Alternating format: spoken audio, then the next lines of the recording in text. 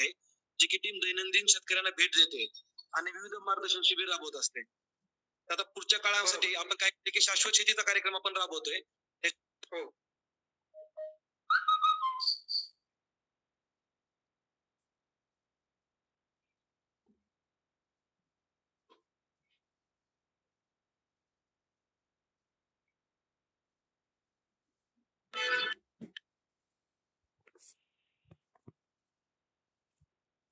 Hello.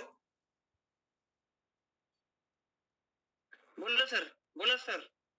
त्यांचं बोलणं झालं का? कटला आवाज. सर. झालं बोलणं झालंय सर, बोला म्हणलं. हा ठीक आहे. तर एडीएमच्या माध्यमातून आज सोयाबीन पिकासाठी शाश्वत एकात्मिक अन्नद्रव्य व्यवस्थापन या विषयावर जे मार्गदर्शन शिबिर आयोजित केलं आहे, या शिबिरासाठी उपस्थित सर्वांचे मी स्वागत करतो. ईडीएमचे पदाधिकारी आणि कर्मचारी यासोबतच जे प्रगतिशील शेतकरी आहेत किंवा ईडीएमच्या सहवासात आणि सहभागातून जे शेतकरी सोयाबीन पिकाच्या उत्पादनासाठी काम करत आहेत, या सर्वांचं मी सहर्ष स्वागत करतो. मित्रहो, आज आपल्याला परिस्थिती माहित आहे. आपण शेतात गेल्यासारखी एक परिस्थिती पाहू. आज तुमच्या समोर मी काही चित्र ठेवतो. आपण वर्षानुवर्ष शेती करत आहोत, पण शेती करत असताना अनेकविध अडचणी आपल्या समोर सतत चालू आहे. आता कुठेतरी सोयाबीनला चांगले दिवस, चांगला भाव आपल्याला दिसत आहे. आपण लागवड करत आहोत. ते नेमकं सोयाबीन लागवड केल्यानंतर, पेरणी झाल्यानंतर काही दिवसातच आपल्याला पिकावर विविध प्रकारचे पिवळसरपणा वेगवेगळ्या भागांवर, पानावर वेगवेगळ्या प्रकारे हा दिसून येत आहे. हा दिसून येण्याच्या पाठीमागे कारण काय? कारण बियाणं तेच आहे, आपणही तेच आहोत, काम करणारे तेच आहेत, जमीन तीच आहे, हवामान तेच आहे. सगळं जर हे असून काही जे बदल होत आहेत, ते बदल का होत आहेत याचा जर आपण विचार केला तर आपल्याला लक्षात येईल की जमिनीतच काहीतरी असं कमी आहे की ज्याच्यामुळे आपल्या पिकावर परिणाम होत आहे. आज ज्या पद्धतीने आपण सोयाबीन पेरणी आणि उत्पादन याचा विचार करतो, अजूनही पश्चिम महाराष्ट्रात जितकं उत्पादन येतं तितकं उत्पादन आपल्याकडे येत नाही. आपण जवळपास मराठवाडा आणि विदर्भ यामध्ये सोयाबीनचं अधिकाधिक उत्पादन घेण्याचे प्रयत्न करत आहोत. हे उत्पादन किती असावं असा जर तुम्ही विचार केला, त्या व्हरायटीचं, त्या वाणाचं पोटेन्शियल किती आहे, उत्पादन क्षमता किती आहे, तर कमीत कमी एकरी 12 टन उत्पादन आलं पाहिजे. पण आपल्याला हे येत आहे का आणि येत नाही तर याच्या पाठीमागे कारण काय आहेत याचा आपण अभ्यास करणे गरजेचं आहे. कारण अशा प्रकारच्या अन्नद्रव्याच्या कमतरता पिकावर प्रत्येकाच्या शेतामध्ये दिसत आहे. अशा प्रकारच्या जर अन्नद्रव्याच्या कमतरता दिसत आहेत म्हणजे निश्चितच आपल्या जमिनीमध्ये ती अन्नद्रव्य नाहीत किंवा जर असतील तर ती अन्नद्रव्य उपलब्ध पिकाला मिळत नाही. मग आता प्रश्न की हे अन्नद्रव्य आपण दिलेले तर काही पूर्ण भेटत नाही, जमिनीच्या माध्यमातून पिकाला उपलब्ध होत असतात. मग जमिनीमध्येच अशी काहीतरी गुणधर्मामध्ये बदल झालेला आहे की ज्यामुळे हे अन्नद्रव्य पिकाला मिळत नाही. शेती पद्धती कोणतीही असू द्या, एकात्मिक शेती पद्धती, शाश्वत शेती पद्धती, नैसर्गिक शेती पद्धती, झिरो बजेट शेती पद्धती, सेंद्रिय शेती पद्धती, अनेक विविध शेती पद्धती शेतकऱ्यांच्या कानावर अशा बऱ्याच गोष्टी आहेत की ज्यामध्ये सोयाबीनच्या बाबतीत आता टोकन पद्धतीने सोयाबीन घेणे, पट्टा पद्धतीने सोयाबीन घेणे, बीबीएफ वर सोयाबीन घेणे, हे सगळे प्रकार शेतकरी अनुभवत आहेत. प्रयत्न वेगवेगळ्या पद्धतीने देखील करत आहेत, परंतु मूळ या सगळ्याचं केंद्रस्थान, केंद्र बिंदू किंवा महत्वाचा घटक म्हणजे जमीन आहे. हे जर व्यवस्थित असेल तर कोणतीही शेती पद्धती करा, निश्चितच तुम्हाला यश मिळणार आहे. हे सोयाबीनच्या बाबतीत देखील खरं आहे. म्हणून आपल्याला पाहायचं तर हे मी तुम्हाला सर्वात पहिल्यांदा सगळे डिफिशियन्सी सिम्पटम्स दाखवले वेगवेगळ्या पद्धतीचे. आज वरचेवर तुम्ही गणित करत असाल तर लक्षात येत आहे की उत्पादकता कमी होत आहे. यासाठी जी कारण संशोधनाअंती सिद्ध झालेली आहेत ती म्हणजे आपण सेंद्रिय खताचा वापर करत नाही आहोत. नंबर 2, हलक्या जमिनीत सोयाबीनची लागवड आणि पेरणी करत आहोत. एकाच क्षेत्रामध्ये आता जसं मका शब्द होता त्याच पद्धतीनं आपल्या सोयाबीनला देखील खादाड पीक आपण म्हणतो. ते एकाच क्षेत्रामध्ये सतत लागवड होत आहे. म्हणजेच एकाच थरातून अन्नद्रव्याचा उपसा चालू आहे. हवामानात जे सतत बदल होत आहेत, पावसाची अनियमितता आहे, यावर्षी देखील आपण अनुभव घेतलेला आहे. काही शेतकरी ज्यांनी नियोजन व्यवस्थित केलं होतं, अति पावसात देखील त्यांचं सोयाबीन अत्यंत चांगल्या पद्धतीने आलेलं आहे. जे शेतकरी सुरुवातीला नियोजन करणारे होते त्यांना हा पावसाचा 15 ते 20 दिवसाचा कालखंड जरी पडला तरी सोयाबीनची वाढ आणि विकास चांगल्या पद्धतीने झालेला आहे. त्याची कारण काय आणि आपण ते कशा पद्धतीने करू याचा अभ्यास आपण करणार आहोत. रासायनिक खतं वापरत असताना सुरुवातीला माणसं नाही, मजूर नाही, हे सगळे कारण आहेत आणि त्यासोबतच हे खरे जरी असले तरी यांत्रिकीकरणातून म्हणजेच ट्रॅक्टरद्वारे ज्यावेळेस आपण पेरणी केलेली आहे, मग एका एकरला जेवढं बियाणं पडणार आहे त्यासोबत किती खत पडेल तर डीएपीचा वापर आपण सुरू केला होता. डीएपीच्या वापरामुळे काय झालं तर केवळ फॉस्फरस हाच घटक पिकाला मिळत होता आणि गंधक हा जो महत्वाचा घटक विशेषतः सर्व तेलबिया पिकांसाठी आहे त्याचा अभाव, त्याची कमतरता आपल्याला जाणवत होती. मित्रांनो, मध्य प्रदेशमध्ये सर्वात पहिल्यांदा जे सोयाबीन होतं ते काही काळानंतर उत्पादकता कमी झाल्यामुळं विदर्भात, मराठवाड्यात अशा पद्धतीने शिफ्ट झालेलं आहे. आपण कधी विचार केला का की आता परत मध्य प्रदेशमध्ये अतिशय चांगल्या पद्धतीनं सोयाबीनचं उत्पादन घेतल्या जात. आजही बियाणं आपण जे वापरत आहोत 50 ते 60% बियाणं मध्य प्रदेश मधून येत आहे. आपल्याकडच्या बियाणाच्या उगवण क्षमतेबद्दल अनेकदा प्रश्न निर्माण होत आहे. त्यामुळे आपण म्हणतो की जे उत्पादन आहे ते गुणवत्तापूर्ण झालं पाहिजे. आपल्याकडच्या बियाणाची देखील गुणवत्ता, घरी ठेवलेल्या बियाणाची गुणवत्ता ही तेवढीच असली पाहिजे की ज्यामुळे पुढच्या हंगामात जे आपण वापर करणार आहोत त्यामध्ये नुकसान होणार नाही. उगवण शक्ती खूप मोठा मुद्दा या सोयाबीनच्या बाबतीत आहे. मग जर योग्य पोषण करून सोयाबीनचं उत्पादन घेतलं तर आपण ते बियाणं अतिशय चांगल्या प्रकारे पुढच्या हंगामात सीझन मध्ये वापरू शकतो. हे मुळात लक्षात घेतलं पाहिजे. आजही आपल्याकडे ज्या पद्धतीनं सोयाबीनचं पोषण व्हायला पाहिजे त्या पद्धतीनं होत नाही. खूप शेतकरी असे आहेत, म्हणजे जवळपास 40% शेतकरी असे आहेत की ते अजूनही गंधकाचा वापर सोयाबीन पिकासाठी करत नाहीत. आपल्याकडे पूर्ण विभागाचे ज्यावेळेस सर्वे करण्यात आला त्यावेळेस असं लक्षात आलं की अद्याप केवळ 30% शेतकरी बीज प्रक्रियेच्या माध्यमातून जैविक खतांचा वापर करत आहे. म्हणजे 70% शेतकरी अजूनही जैविक खत वापरत नाहीत की जे आवश्यक आहे. एकंदरीत पूर्ण शेतकऱ्यांचं ज्यावेळेस मराठवाडा असो, विदर्भ असो, पूर्ण महाराष्ट्रातल्या ज्यावेळेस विचार केला त्यावेळेस फक्त 41% शेतकरी सूक्ष्म अन्नद्रव्यांचा वापर करताना दिसत आहेत. मग आता जर दुय्यम अन्नद्रव्यांचा आणि सूक्ष्म अन्नद्रव्यांचा अपुरा वापर होत असेल तर निश्चितच आपल्याला पाहिजे त्या प्रमाणात उत्पादन मिळत नाही. ही झाली एक कारणे की आपल्या सोयाबीनची उत्पादकता वरचेवर का कमी होत आहे. यासोबत अनेक कारण आहेत. अनेकविध प्रत्येक वेळेस रोग नवीन दिसत आहेत. परंतु यावर पर्याय काय? तर यावर पर्याय एकच आहे की शाश्वत पीक उत्पादन, ज्याच्यासाठी एकात्मिक अन्नद्रव्य व्यवस्थापन हा एक घटक आहे, ज्याच्या माध्यमातून आपल्याला आपल्या जमिनीला सशक्त आणि समृद्ध करायचं आहे, जेणेकरून जे काही आपण पीक घेऊ याचं अपेक्षित आणि दर्जेदार उत्पादन आपल्याला मिळत जाईल. आता मुद्दा येतो केंद्रबिंदू किंवा मुख्य घटक जे कृषी व्यवसायाचं भांडवल आहे, ज्याच्याकडे अजूनही आपण फार लक्ष देत नाही, तो म्हणजे जमीन. आपल्याकडच्या शेतकऱ्यांनी निश्चितच करोडो आहेत माहित आहे, परंतु किती जण आहेत की ज्यांनी माती परीक्षण अहवाल सोबत ठेवलेला आहे. माती परीक्षण अहवालामध्ये आपल्या जमिनीचे गुणधर्म, जमिनीत असलेले अन्नद्रव्य, जमिनीत असलेल्या अन्नद्रव्यांच्या कमतरता, जमिनीत कोणत्या प्रकारचे नियोजन करावं या सगळ्याचं मार्गदर्शन माती परीक्षण अहवालामध्ये मिळतं. परंतु अद्यापही केवळ 65% शेतकऱ्यांनी माती परीक्षण केलेलं आहे. 35% शेतकरी अजूनही त्या बाबीकडे लक्ष देत नाही. मी आवाहन करतो की EDM ला देखील त्यांनी एक मिशन मोड स्वरूपात माती परीक्षण अहवाल प्रत्येक शेतकऱ्याला द्यावा, जे की त्यांच्याशी असोसिएटेड आहेत, जेणेकरून उत्पादन खर्च कमी, योग्य खतांचा किंवा अन्नद्रव्यांचा वापर आणि उत्पादकता जास्त, हे तीनही उद्देश आपले साध्य होते.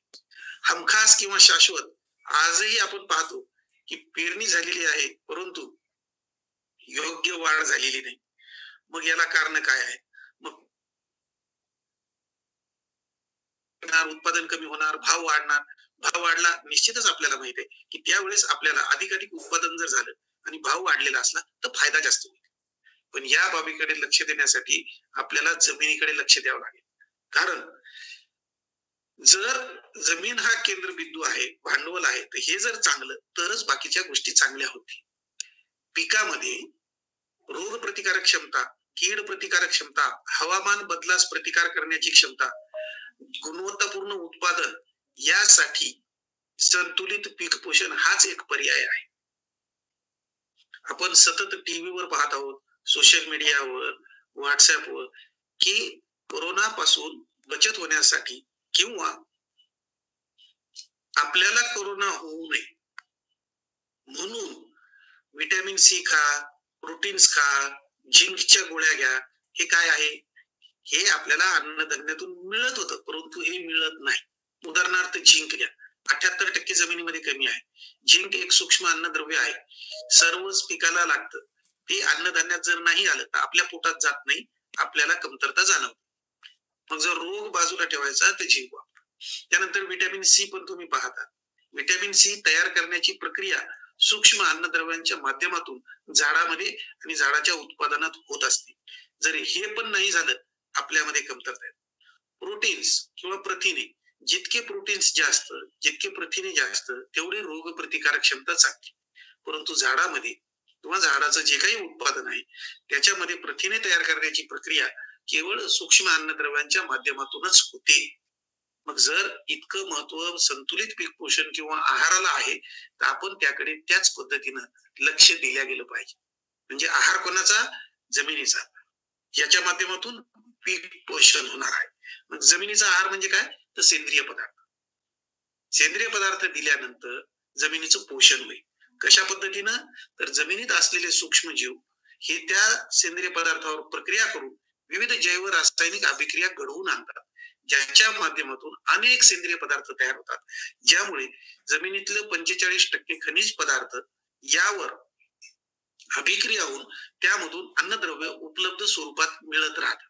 या दोन्हीच्या जोडीला जर हवा आणि पाणी योग्य पद्धतीने असेल म्हणजे समतोल, म्हणजेच वापसा परिस्थिती, जितका पिकाचा कालावधी त्या पूर्ण कालावधीमध्ये जर जमिनीत वापसा परिस्थिती असेल तर तुम्हाला जेवढं उत्पादन पाहिजे तेवढं निश्चितच मिळतं. ज्या उत्पादनाचा दर्जा तुम्हाला अपेक्षित आहे तो मिळतो. म्हणून वापसा परिस्थिती म्हणजेच 25% हवा आणि 25% पाणी हे समतोल राहणं अत्यंत गरजेचं आहे, ज्याच्यामुळे अन्नद्रव्याचं शोषण चांगल्या पद्धतीने होण्यासाठी वातावरण निर्मिती होते. आज आपण पाहतो की ह्युमसचं प्रमाण कमी झालेलं आहे, म्हणजे सेंद्रिय कर्बचं प्रमाण कमी झालेलं आहे, सूक्ष्मजीवांचं प्रमाण कमी झालेलं आहे. म्हणून कृत्रिमरित्या आपल्याला हे जमिनीला द्यावं लागत आहे. जमीन हा निसर्गाकडून मिळालेला अनमोल ठेवा आहे, म्हणून दुर्लक्ष करून चालणार नाही. मागील 4 दशकात आपण जमिनीची जी सुपीकता आहे तिला वेगाने कमी झालेलं पाहतो.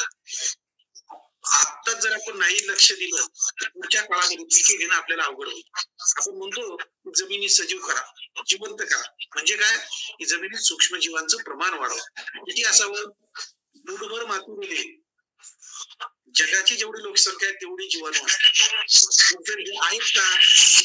नाही. जमिनीच्या सुपीकता ठेवावा लागणार आहे.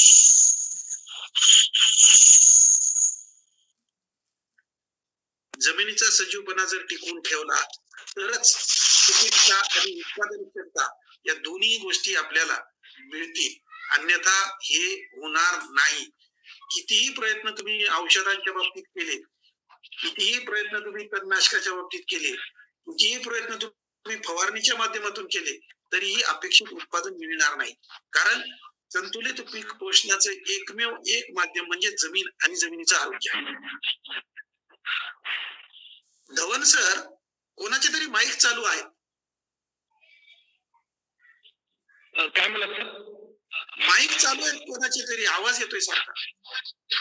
बोलतोय सर्वांनी माईक म्यूट करा ना. हा, म्यूट करा म्हणा, नंतर प्रश्न विचारल्यावर आपण सगळ्यांनी ऑन करा. धन्यवाद सर.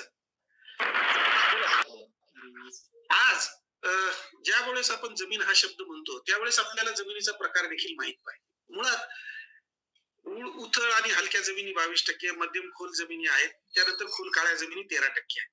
या तीनही प्रकारच्या जमिनीमध्ये वेगवेगळ्या अन्नद्रव्यांच्या कमतरता दिसून येतात. या तीनही प्रकारच्या जमिनीत वेगवेगळे जमिनीचे गुणधर्म दिसून येतात. तीनही प्रकारच्या जमिनीचा सेंद्रिय कर्ब वेगवेगळा आहे, जमिनीचा सामू वेगवेगळा आहे. मग या दोन्ही गोष्टी ज्या अत्यंत महत्वाच्या ठरतात त्या जर वेगवेगळ्या असतील तर त्या प्रकारेच नियोजन आणि व्यवस्थापन करता आलं पाहिजे. म्हणून आपल्याला जमिनीच्या प्रकारानुसार व्यवस्थापन करायचं आहे. मग या तीनही प्रकारच्या जमिनीमध्ये जर विचार केला तर त्यांच्या आरोग्याच्या बाबतीत वेगवेगळ्या अडचणी आहेत. त्या कोणत्या आहेत? एक पीक पद्धतीचा अवलंब, ते आपल्याला बदल करायचा आहे. निश्चितच एका आड एक पीक असं म्हणजे दरवर्षी सोयाबीन त्याच जमिनीत घेऊ नका. दुसरं, अन्नद्रव्यांचा उपसा आणि असमतोल, हलक्या आणि मध्यम जमिनीत जास्त प्रमाणात उपसा होत आहे आणि असमतोल दिसून येत आहे. नंबर 3, सेंद्रिय कर्बाची कमतरता. सर्वच जमिनीमध्ये सध्या 0.3 ते 0.5% सेंद्रिय कर्ब आहे, जो की अपेक्षित आहे 0.8 ते 1% पर्यंत. परंतु हे दर वर्षी जर आपण जितकं उत्पादन घेतलं तेवढंच्या तेवढं जमिनीत गाडलं तरच 0.1 पर्यंत वाढू शकते. पण हे शक्य आहे का? नाही. म्हणून सेंद्रिय कर्ब वाढवण्यासाठी सेंद्रिय पदार्थांचा जास्तीत जास्त वापर आपण केला पाहिजे. केवळ खरीपच नाही तर खरीप, रबी आणि उन्हाळी हंगामात जरी आपण पिकं घेत असताना वापर केला तरी हरकत नाही. आज सेंद्रिय कर्ब कमी झाल्यामुळे जमिनीचा सामू हा अल्कधर्मी झाला, म्हणजे 7.8 पेक्षा जास्त आहे, जो की 6.5 ते 7.5 इतकाच पाहिजे. जास्त झाल्यानंतर सूक्ष्म अन्नद्रव्यांच्या कमतरता दिसून येतात. फॉस्फरस आपण अति प्रमाणात वापरतो, तो लागू पडत नाही, खर्च विनाकारण वाढत जातो. जमिनीत असलेलं स्फुरद किंवा फॉस्फरस हा देखील पिकाला मिळत नाही. मग आपण म्हणतो की जैविक खते वापरून देखील आपल्याला फरक दिसून येत नाही. जर सामू 7, 7.5च्या पुढे 8 पर्यंत जर असेल तर निश्चितच त्या जमिनीमध्ये जितकं काही स्फुरद तुम्ही वापराल ते स्थिर होत जाईल. त्यानंतरचा एक 50 ते 52% जमिनी चुनखडीयुक्त आहे, म्हणजे कॅल्शियम कार्बोनेट जास्त आहे, मुक्त चुना जास्त आहे, जो काय करतो की दिलेले खत हे स्थिर करण्याचं काम करतो. जारवा पिकाचा वाढू देत नाही.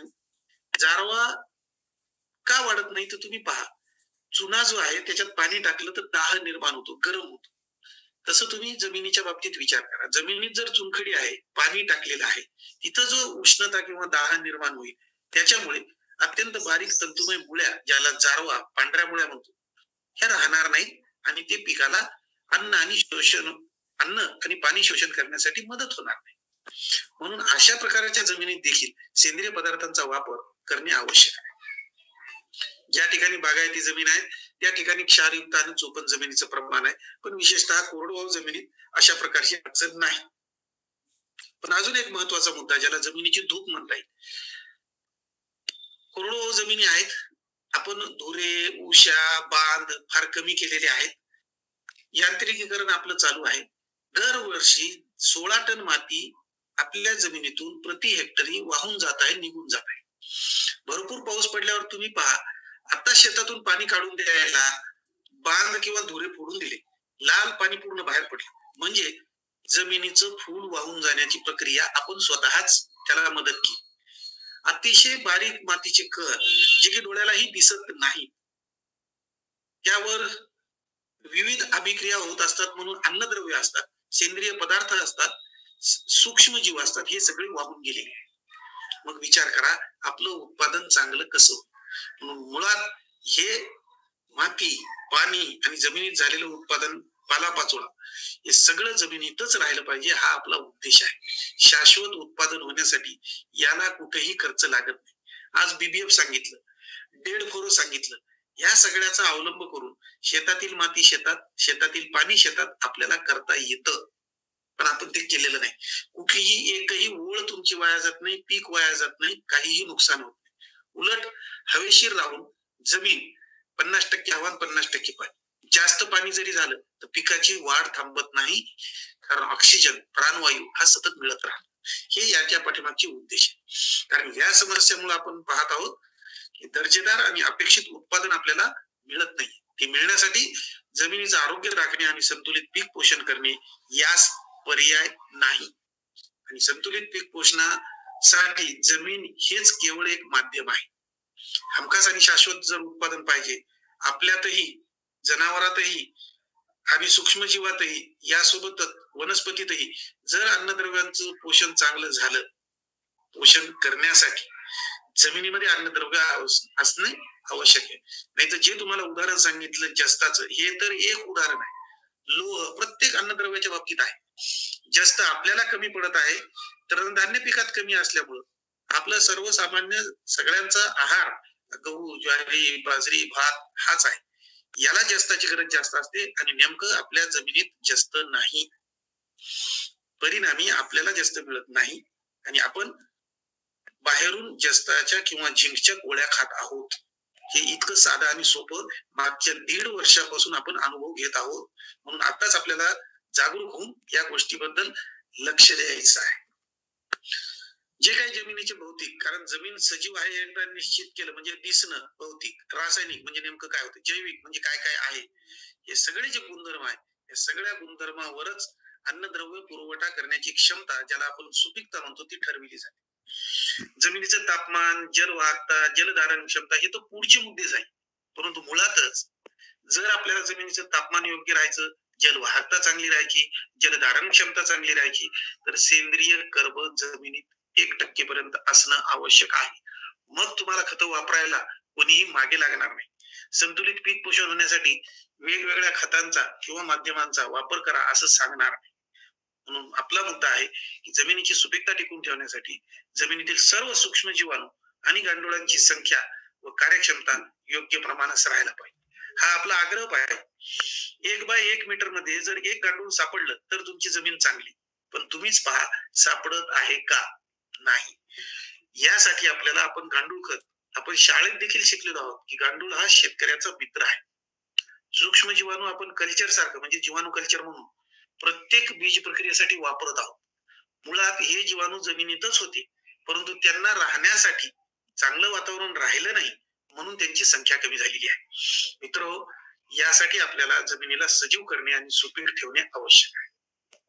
सेंद्रिय कर्ब हे जीवाणूचं खाद्य असल्यामुळे जीवाणूंची संख्या जर वाढवायची असेल तर सतत सेंद्रिय पदार्थ किंवा सेंद्रिय खाद्य हे त्यांना मिळालं पाहिजे.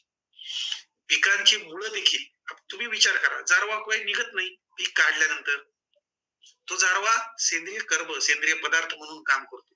त्याचं विघटन होत राहतं, त्यावर सूक्ष्म जीव जगत असतात. मुळात जारवा देखील जास्त होण्यासाठी अन्नद्रव्याची गरज आहे. म्हणजे आपोआप जर जारवा मोठा झाला तर सेंद्रिय पदार्थ देखील जमिनीत वाढण्यास मदत होते. हा देखील मुद्दा आहे. एक उदाहरण सांगतो. आपल्या बीडच्या भागामध्ये चांगले शेतकरी जे प्रॅक्टिस करतात, एक प्रगतीशील शेतकरी, त्यांनी गाजराचं उत्पादन रब्बी हंगामामध्ये घेतलं. ते अगदी बोलकं आणि सूचक उदाहरण. पण गाजर काढत असताना भाव इतका कमी होता की काढायला देखील परवडणार नाही. त्यावेळेस त्यांनी फोन केला की सर आता काय करायला पाहिजे.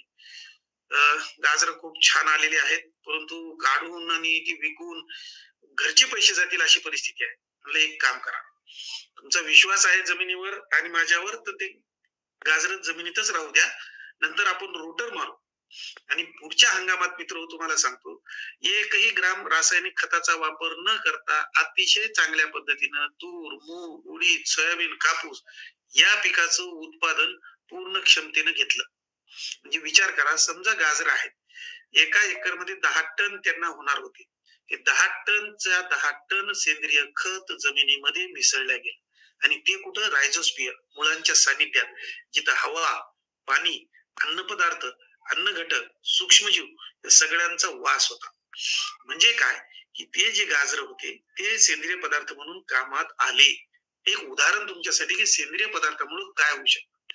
आणि दुसरा मुद्दा सांगायचा की जे सेंद्रिय पदार्थ आपण जमिनीवर टाकतो ते जमिनीत टाकले गेले पाहिजे. हे पिकं पहा, त्या जमिनीच्या भागामध्ये जर मिसळले गेले तरच ते मुळाच्या सानिध्यात राहतात आणि अन्नद्रव्याचा स्रोत म्हणून काम करतात, पाणी टिकवून ठेवतात, हवा खेळती ठेवतात, सूक्ष्मजीव वाढवतात, गांडूळ वाढण्यासाठी मदत होते. हे सगळे फायदे केवळ याच्यामुळे होते. म्हणून आंतरपीक म्हणून देखील आपण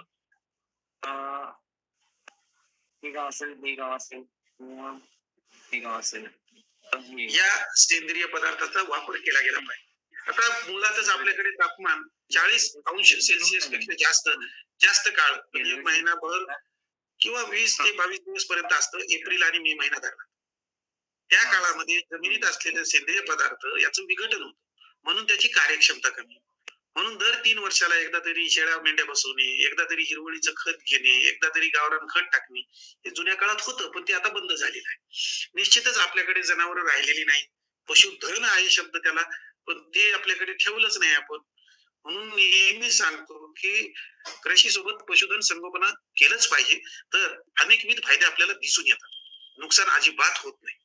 कारण दिलेल्या 100 किलो सेंद्रिय पदार्थातून 80 किलो जर कार्बन डायऑक्साईडच्या स्वरूपात विघटन होऊन बाहेर पडले तर त्याची कार्यक्षमता फक्त 20% राहते. आणि अन्नद्रव्य पुरवठ्याचा वेग हा जमिनीतील सेंद्रिय कर्बाच्या प्रमाणावरच अवलंबून असतो. जसं गोदामामध्ये आपण साठवून ठेवतो तसं हे सेंद्रिय पदार्थ अन्नद्रव्य साठवून ठेवतात आणि पिकाला उपलब्ध करून देत असतात. जसं आपण म्हणलं की दिलेले खत जे आहेत त्याचा वापर देखील योग्य पद्धतीने झाला पाहिजे, पूर्णच्या पूर्ण लागू पडले पाहिजे. म्हणून त्याचं जैविक रासायनिक रूपांतरण झालं पाहिजे. ते केवळ सूक्ष्मजीव घडवून आणू शकतात. सोयाबीनच आपलं उदाहरण पहा, हे नत्राचं आपण म्हणतो की डोस कमी आहे, म्हणजे 25-50 किंवा 30-60 असं सांगतो. बाकी सर्व पिकांना नत्र जास्त, परंतु सोयाबीनला का कमी, तर मुळावरील गाठी हे एक कारण आहे. गाठी काय आहेत, जीवाणू आहेत.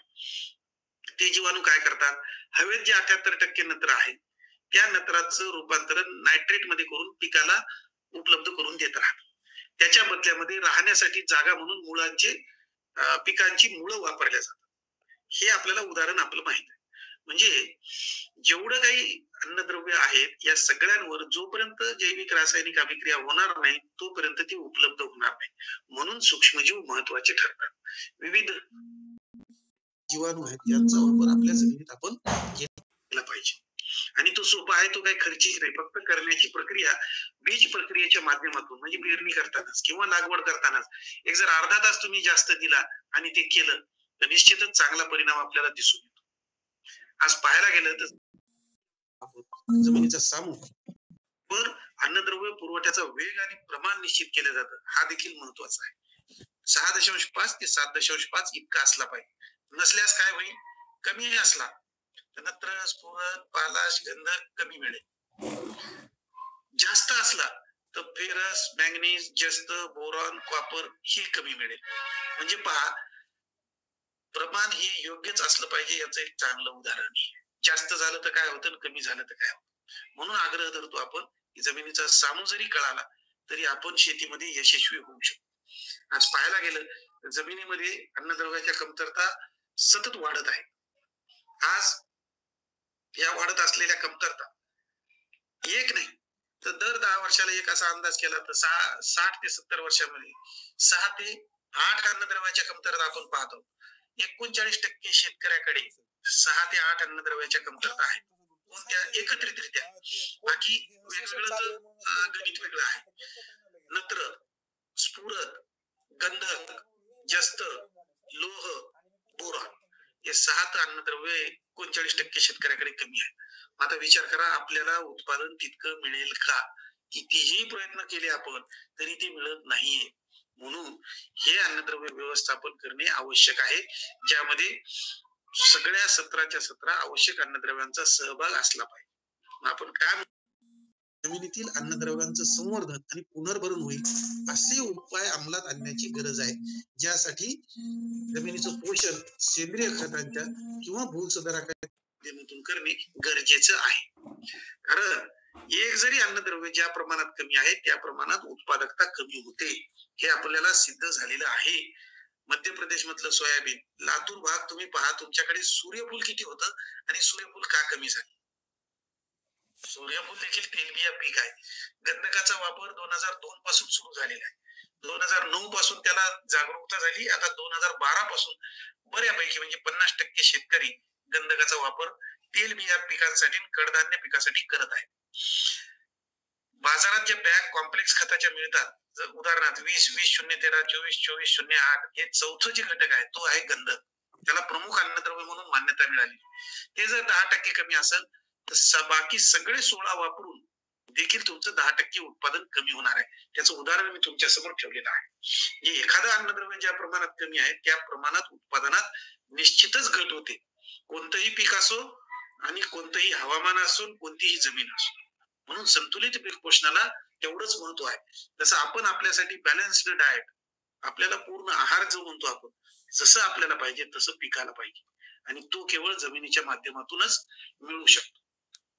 दुसरा मुद्दा जो खूप मोठ्या संशोधनाचा सध्या आहे जागतिक स्तरावर, हिडन हंगर, सुप्त भूक.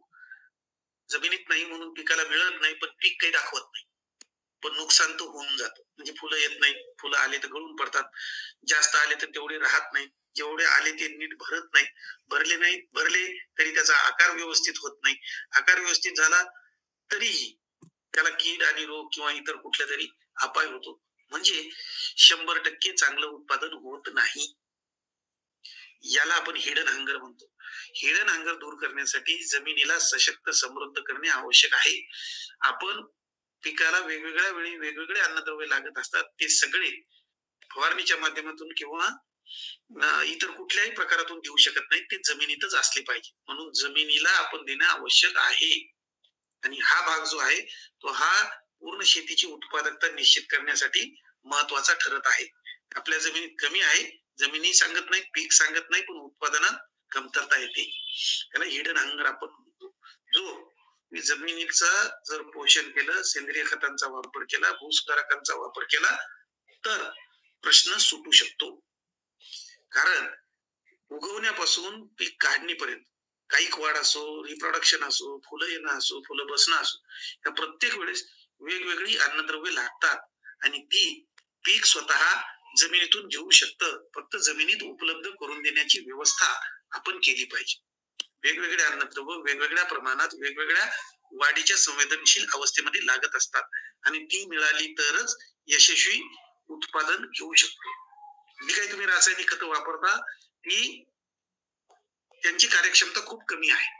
म्हणून एक सोपा पर्याय आहे त्याच्यासाठी की कुठलेही रासायनिक खत जशाच्या तसं ट्रॅक्टरच्या माध्यमातून पेरून देऊ नका. आपल्याला जर वापरायचं असेल तर जमीन तयार झाल्यानंतर सेंद्रिय खतासोबत कुठलंही सेंद्रिय खत आणा, 1 किलो म्हणजे 1 बॅग रासायनिक खत, 2 बॅग सेंद्रिय खत मिक्स करा. म्हणजे त्या खताचा थेट मातीच्या कणाशी संपर्क येणार नाही. संपर्क नाही आला तर दिलेलं अन्नद्रव्य स्थिर होणार नाही आणि पिकाला मिळेल. म्हणून हा एक चांगला पर्याय आहे की ज्याच्या माध्यमातून 20 ते 25% उत्पादनात वाढ होते. कारण या अन्नद्रव्ययुक्त खतांची कार्यक्षमता खूप कमी आहे. गंधकयुक्त खत वापरलं तरी 10% कमी. आज आपण म्हणतो गंधक नंतर दिलं तर चालतं का? प्रत्येक शेतकऱ्याच्या मनात प्रश्न आहे. गंधक सुरुवातीलाच दिल्या गेलं पाहिजे. लागवड किंवा पेरणी करतानाच गंधकाची मात्रा पिकाला द्यावी, नंतर दिलेल्याचा उपयोग होत नाही. सूक्ष्म अन्नद्रव्ये देखील सुरुवातीलाच दिल्या गेली पाहिजे. नंतर देत असताना फवारणीच्या माध्यमातून तुम्ही देऊ शकता. परंतु पीक एकदा 20-21 दिवसाचं झालं तुम्ही जर सूक्ष्म अन्नद्रव्य देतो म्हणला तर उपयोगाचे ठरत नाही. कारण बाल संगोपन, सुरुवातीची व्हेजिटेटिव्ह ग्रोथ खूप महत्वाची असते. त्या दृष्टीने आपण पेरणी करताना किंवा लागवड करतानाच दुय्यम आणि सूक्ष्म अन्नद्रव्यांचा वापर करणे गरजेचे आहे. आपण प्रत्येक वेळेस अन्नद्रव्य तुम्ही म्हणाल सर तुमचा विषय आहे म्हणून तुम्ही अन्नद्रव्य सांगता, नाही.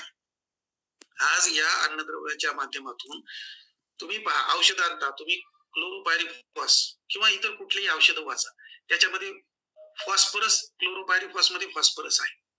तुम्ही बुरशीनाशक वापरता, M45 वापरता, Z78 वापरता, COC, ब्ल्यू कॉपर जेव्हा हे सगळे अन्नद्रव्य आहेत. या अन्नद्रव्यापासून औषधं तयार केली. औषध म्हणून घेण्यापेक्षा पोटातूनच देण्याची व्यवस्था करणे भाग आहे. म्हणून संतुलित पीक पोषण गरजेचं आहे. प्रत्येक अन्नद्रव्याचा कुठल्या ना कुठल्या रूपामध्ये औषध म्हणून वापर होतो. जसं आपल्याला सांगितलं जातं आहार हेच औषध आहे, त्याच पद्धतीनं सूक्ष्म अन्नद्रव्यांचा वापर हेच पुढील तुमच्या फवारण्या वाचवू शकतं. त्याच्या माध्यमातून गुणवत्तापूर्ण, दर्जेदार, अपेक्षित, हमखास, शाश्वत अशा प्रकारे आपण उत्पादन घेऊ शकू. जमिनीचं आरोग्य कायम ठेवलं तर दीर्घकाळ शाश्वत उत्पादन आपल्याला मिळेल. कारण अन्नद्रव्य व्यवस्थापन करण्याचा उद्देश एवढाच आहे की सर्व अन्नद्रव्य एकत्रित दिल्या गेली पाहिजे. असं कुठंही जगात रासायनिक खत नाही की जे 17 आवश्यक अन्नद्रव्य पिकाला देईल, परंतु सेंद्रिय पदार्थ एकच असा आहे जे 17च्या 17 अन्नद्रव्य एकत्रित आणि संतुलित प्रमाणात पिकाला मिळवून देऊ शकतात. आता तुम्ही ठरवायचे काय वापरायचे. हळूवार आणि पिकानुरूप दीर्घकाळ अन्न पुरवठा करण्याची क्षमता सेंद्रिय खतांमध्ये आहे. जमिनीची धूप कमी करणे म्हणजेच मातीचे कण एकत्रित ठेवणे, चिटकून ठेवणे, एक संरचना चांगली, जडणघडण चांगली करणे यासाठी आवश्यक आहे. भौतिक आणि रासायनिक गुणधर्मामध्ये सुधारणा होण्यासाठी आवश्यक आहे. जमिनीतील उपयुक्त जीवाणू, कधी जीवाणू राहतील सेंद्रिय कर्ब असेल तर त्या जीवाणूंची जोपासना, संख्या, कार्यक्षमता या दोन्ही वाढण्यासाठी सेंद्रिय खताची अन्नद्रव्य व्यवस्थापनाची गरज आहे. ज्यामुळे जमिनीची सुपीकता आणि उत्पादकता टिकेल, आपण वर्षानुवर्षे जास्त उत्पादन घेऊ शकतो. म्हणजेच काय की थोडक्यात एकात्मिक अन्नद्रव्य व्यवस्थापन करायचं. कसं करायचं. सेंद्रिय खते, जैविक खते, रासायनिक खते यांचा वापर करायचा, एकत्रित वापर करायचा. लागवड करताना जे आहे ते लागवड करताना द्यायचंय. नंतरच्या काळात फवारणी करताना टॉप ड्रेसिंगला ज्या ज्या वेळेला जे जे सांगितलंय, शिफारस केली ते द्यायचं. आज तुम्ही पहा, तुम्ही स्वतः अनुभव 10 वेगवेगळ्या प्रकारचे औषध आपण सोयाबीनवर देखील वापरत आहोत. वाढ थांबवायला औषध वेगळं वापरत आहोत, वाढ करायला औषध वेगळं वापरत आहोत, फुलं येण्यासाठी वेगळं वापरत आहोत, फुलं बसण्यासाठी वेगळं वापरत आहोत, शेंगा भरण्यासाठी वेगळं वापरत आहोत. कित्येक शेतकरी जे फळबागांसाठी वापरलेले औषधं आहेत ते तुम्हाला सांगतात तुम्ही वापरता, जे की गरजेचं नाहीच आहे. मुळात पिकं फक्त अन्नद्रव्य घेतं आणि सेंद्रिय पदार्थ स्वतः तयार करतं. उदाहरणार्थ झिंक झाडामध्ये स्वतः वाढ करण्याचं पदार्थ तयार करतो, ज्याच्यामुळे फांद्या येतील. फांद्या वाढल्या की शेंगा वाढल्या की उत्पादन. पण हे आपण लक्षात घेत नाही. वाढ जास्त न होऊ देणे. आता प्रत्येकाकडे अडचण आली होती, भरपूर मध्यंतरी पाऊस पडला, सोयाबीन माजलं ज्याला म्हणतो आपण, कमरे एवढं सोयाबीन, त्याच्यात आनंद नाही, ते फांद्याच आल्या नाही, त्याला फुलं जास्त येणार नाही, ते अपेक्षित नव्हतं. म्हणून एक चांगला प्रकार आहे की तुम्ही सोयाबीन बियाला बीज प्रक्रिया करावी. बीज प्रक्रिया कशाची करता तर अमोनियम मॉलिब्डेट म्हणून एक अन्नद्रव्य आहे, घटक आहे. सर्वांनी हे लक्षात घ्या की बीज प्रक्रिया जर केली, किती करावं लागणार आहे की 1 ग्राम 1 किलो बियाणासाठी, जास्त नाही. 1 ग्राम म्हणजे तुम्ही 30 किलो किंवा 24 किलो जर बियाणं वापरत असाल तर 25 ग्राम फक्त लागेल. म्हणजे तुम्हाला जास्तीत जास्त 25 रुपयाचा खर्च होईल. तेवढा खर्च केला आणि जैविक खतासोबत अमोनियम मॉलिब्डेट याची प्रक्रिया करून पेरणी केली तर जवळपास 30 ते 35% अडचणी तुमच्या दूर होतात. हे मागच्या 6 ते 7 वर्षापासून आम्ही करत आहोत आणि ते शेतकरी अत्यंत आनंदात आहेत. त्यांच्या पुढच्या अडचणी की सोयाबीन माजणे, वाढच होणे, फुलं न येणे, फुलं न बसणे, जास्त प्रमाणात ताण सहन करण्याची क्षमता न येणे, ह्या सगळ्या गोष्टी अडचणी त्यांच्या दूर झालेल्या आहेत. म्हणून हा एक चांगला पर्याय आहे जो की बीज प्रक्रियेच्या माध्यमातून करता येतो. आता तुम्ही म्हणाल की 1 टन शेणखत टाकलं 3,000 रुपये लागतात सर. त्या 3,000 रुपयात तो खूप रासायनिक खते येतात. मुळात ती खतं येतात, अन्नद्रव्य येत नाहीत. हा फरक आहे. कारण आज माती परीक्षण अहवालानुसार ज्यांनी वापरतात त्यांच्या खर्चामध्ये 20% बचत झाली, खत वापरामध्ये 10% बचत झाली आणि उत्पादन क्षमता 20% वाढली. असं मागच्या 5 वर्षाचं एक अहवाल तयार झालेला आहे. मग आता पहा, शेणखतामधून जेवढे अन्नद्रव्य भेटतात तेवढे अन्नद्रव्य मिळण्यासाठी 6,000 रुपयाची रासायनिक खतं लागतील. एक उदाहरणार्थ म्हणजे 3 आणि 6 असा जर विचार केला तर दुप्पट खर्च तुमचा तिथंच होतो. आणि रासायनिक खतं हे तात्पुरत्यासाठी, सेंद्रिय खतं हे जास्त किंवा दीर्घ काळासाठी उपयोगी येतात. पुन्हा तुम्ही आतापर्यंत जेवढे खतं दिले याच्या खतामधून अन्नद्रव्य उपलब्धता होण्याचा प्रश्न देखील या सेंद्रिय खताच्या माध्यमातून सुटू शकतो. तुम्ही पहा, शेळी लेंडीचं खत जर वापरलं तर एवढ्या मोठ्या प्रमाणात सूक्ष्म अन्नद्रव्य, सगळ्यांना माहिती शेळीचं अन्न काय, पालापाचोळा, फक्त पालापाचोळा हिरवागार, तो जर खाल्ला तर विष्ठा देखील त्याच्यामध्ये अन्नद्रव्य येतात. तेवढ्या मोठ्या प्रमाणात आपल्याकडे होतं की दर 3 वर्षाला एकदा बसवणे, 4 वर्षाला एकदा तरी बसवायचं उन्हाळ्यात, म्हणजे खरीप मध्ये त्याची मदत होती. आज ते पावडर बॅग मध्ये येण्याची वेळ आलेली आहे आणि इतक्या मोठ्या प्रमाणात आपल्याला त्याच्यातून अन्नद्रव्य मिळतात, ते पण उपलब्ध स्वरूपात, स्थिर न झालेले, तात्काळ उपयोगी येणारे, रासायनिक खतासोबत मिक्स करून देता येतात. एवढे फायदे होऊ शकतात. म्हणून हे तर फक्त सूक्ष्म अन्नद्रव्याबद्दल दिलं, बाकी अन्नद्रव्य असतातच. एक प्रश्न आहे सर, एक मिनिट. प्रश्न शेवटी घेऊ ना सर. ठीक आहे. Hello sir. हा ठीक आहे सर, ठीक आहे. ओके. हा, सर्व प्रश्न घेऊ, त्यांना लिहून ठेवा म्हणा आपण, म्हणजे लिंक राहील, बाकीचे सगळ्यांना प्रश्न पडतील ते सगळ्यांचे सॉल्व्ह होतील. यानंतर तुम्ही पहा की गांडूळ खत एक आता सध्या खूप मोठा चांगला पर्याय आहे. तुम्हाला जर गणित सांगायचं असेल तर एका चौरस मीटर मध्ये एवढं गांडूळ दरवर्षी 3.6 किलो माती खाऊन सूक्ष्म कणांमध्ये रूपांतर करतात. अतिशय चांगलं खत हे गांडूळ खत असतं, ज्याच्यामध्ये जमीन खाणे, माती खाणे ज्याला म्हणतो, माती खाल्ल्यानंतर त्या मातीच्या कणांवर सेंद्रिय पदार्थांचं आवरण तयार होऊन नत्राचं प्रमाण